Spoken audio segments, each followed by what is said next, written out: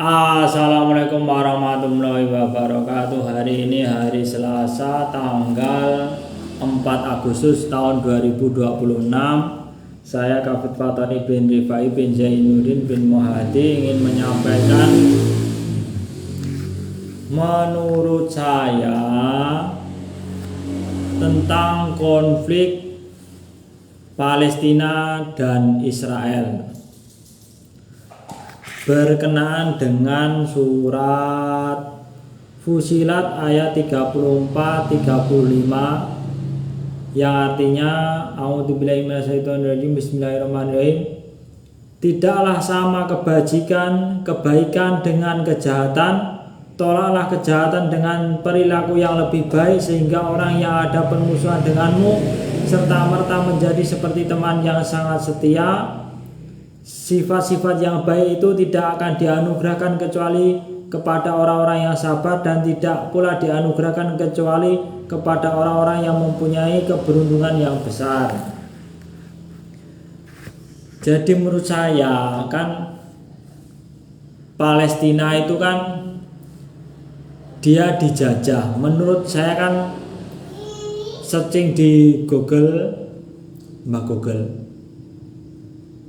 konflik Palestina Israel apakah dijajah? Apakah Israel menjajah? Dijawab iya.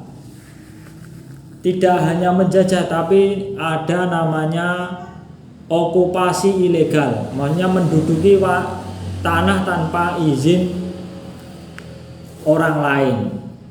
Namanya okupasi ilegal. Maka dari itu kalau berkenaan dengan ayat ini, kedua ayat ini, surat Fusilat ayat 34-35, maka kayak saya perumpamakan begini. Apabila ada orang memutus silaturahmi, maka maka sambunglah. Itu namanya menyambung silaturahim. Itu berkaitan dengan akhlak.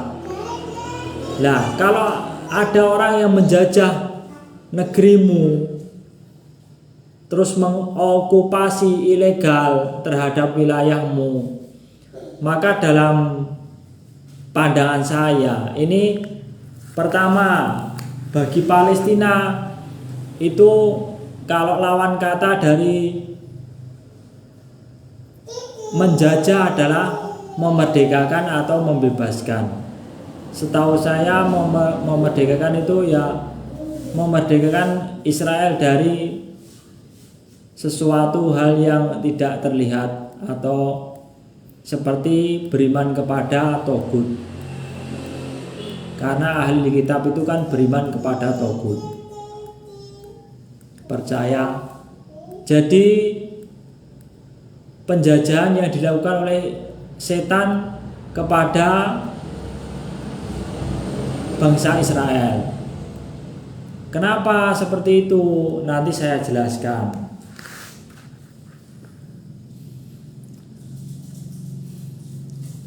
Itu solusi dari saya tentang konflik Palestina Israel, yaitu Palestina memberikan kemerdekaannya, memberikan kemerdekaan kepada Israel, dan memberikan okupasi legal,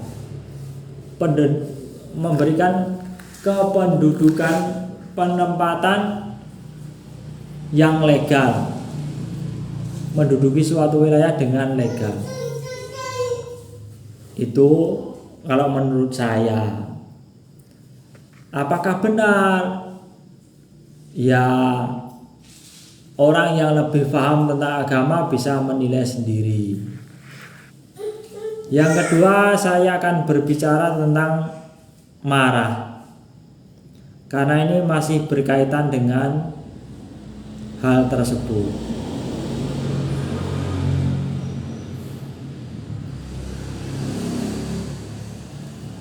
Jadi marah ini kan berasal dari setan Setan diciptakan dari api, api dapat dipadamkan oleh air. Bila salah seorang dari kalian marah, hendaklah ia berwudu. Janganlah kamu marah, maka bagimu surga, akan masuk surga. Jika salah seorang di antara kalian marah saat berdiri, maka duduklah. Ini cara-cara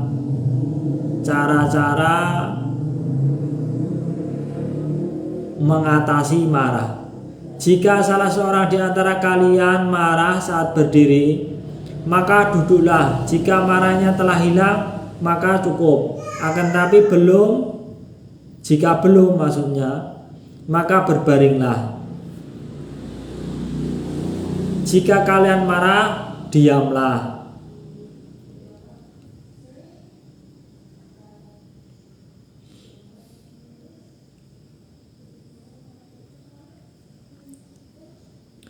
Dan jika setan datang menggodamu, maka berlindung kepada Allah. Sesungguhnya Dia Maha mendengar, Maha mengetahui. Surat Al-A'raf ayat 200. Sebagaimana hadis yang menyatakan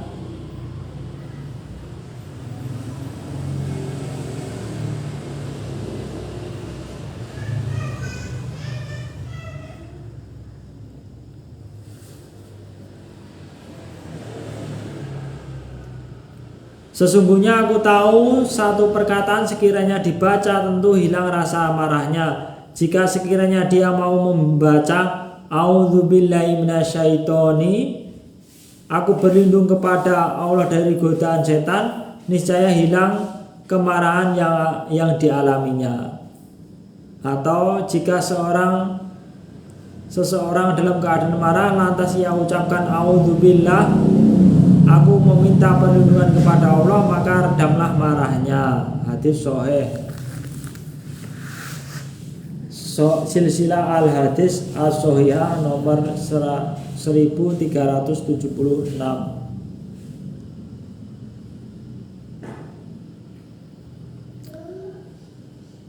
Ini keutamaan. Barang siapa menahan amarahnya padahal mampu meluapkannya, Allah akan memanggilnya di hadapan para makhluk pada hari kiamat untuk memberinya pilihan bidadari yang ia inginkan. Hadis ini dari Abu Dawud, hadisnya hasan.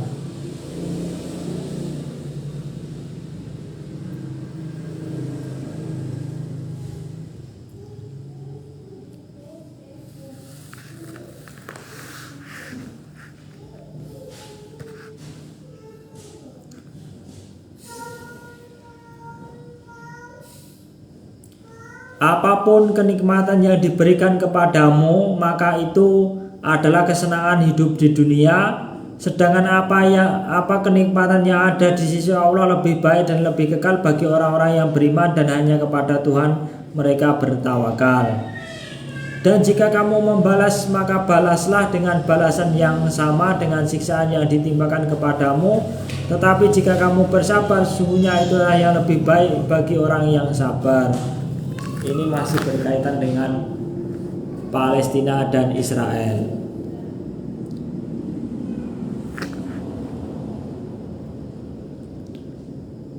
Ada ayatnya.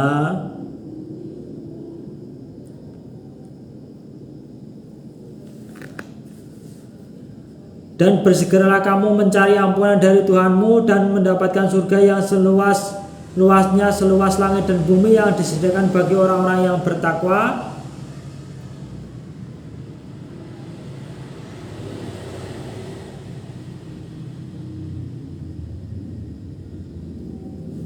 Yaitu orang yang berinfak baik di waktu lapang maupun sempit, dan orang-orang yang menahan amarahnya dan memaafkan kesalahan orang lain, dan mencintai orang-orang yang berbuat kebaikan. Dan Allah mencintai orang-orang yang berbuat kebaikan. Nah, ini ada berkaitan dengan marah, ya kan?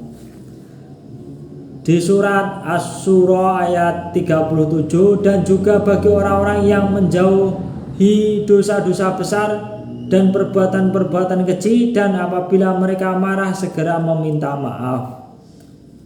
Jadi berkaitan dengan konflik Israel dan Palestina,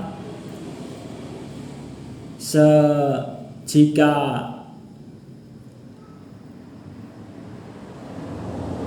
Israel menjajah Palestina dan okupasi ilegal, seharusnya bagi Israel meminta maaf kepada